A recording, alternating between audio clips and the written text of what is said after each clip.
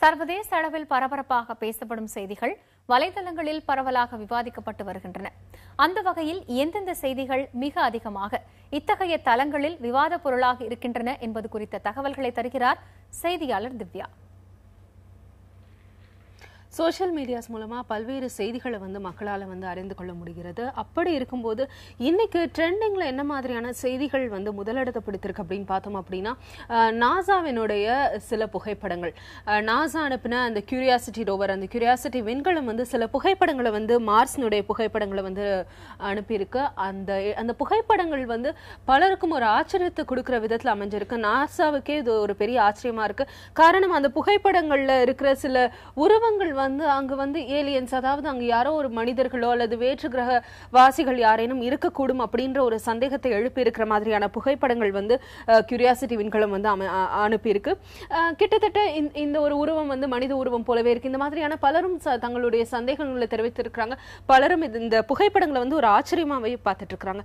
இதற்கு அடுத்தபடியாக அதிக அளவில் பேசப்படுறது என்ன அப்படின்னா, லண்டனுடைய ரொம்பவே ஒரு ஃபேமஸான நோட்டிங் ஹில் கார்னிவல், அதாவது கரீபியன் அவர்களுடைய கலாச்சாரத்தை பிரதிபலிக்கும் விதமாக கடந்த 1960களில் இருந்து லண்டன் மாநகரத்துல இந்த மாதிரியான ஒரு திருவிழா என்பது நடைபெற்று வருது.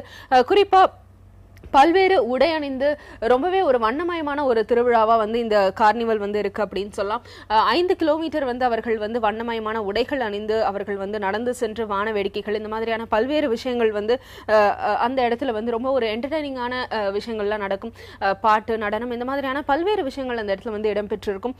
இந்த திருவிழாவை ஒட்டி பல்வேறு பிரச்சனைகளும் அந்த இடத்துல நடந்துட்டு இருக்கு. போதை மருந்துகள் அதிக அளவில் அந்த இடத்துல பயன்படுத்தப்படுறதாகவும், இதனை ஒட்டி கிட்டத்தட்ட 100 கணக்கானோர் கைது செய்யப்பட்டிருக்கிறாங்க. இந்த மாதிரியான செய்திகளும் கூட இந்த ஃபேஸ்புக்ல நம்மளால ட்ரெண்டிங்ல பார்க்க முடியுது.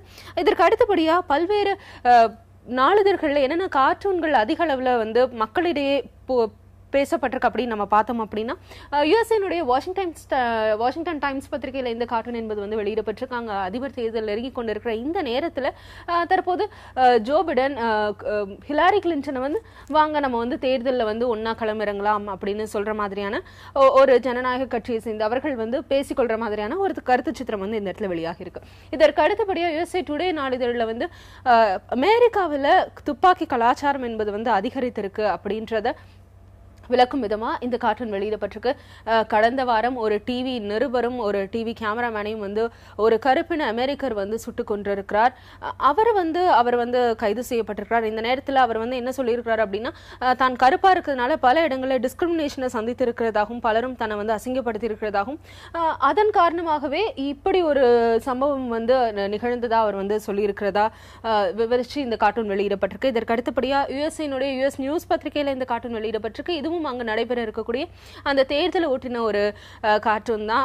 கிராண்ட் ஓல்ட் பார்ட்டி அப்படின்னு சொல்லப்படுற ரிபப்ளிக் கட்சியை அவர்கள் அந்த கட்சி ட்ரம்ப் அப்படின்ற ஒரு வேட்பாளர் மூலமாகவே கொஞ்சம் கொஞ்சமா மூழ்கி இருக்கு அப்படின்ற ஒரு கார்ட்டூனை தெரிவித்து இவர்கள் வெளியிட்டிருக்காங்க. இந்த மாதிரியான பல்வேறு விஷயங்கள் சோசியல் மீடியாஸ்ல அதிக அளவில் பேசப்படுகின்றன.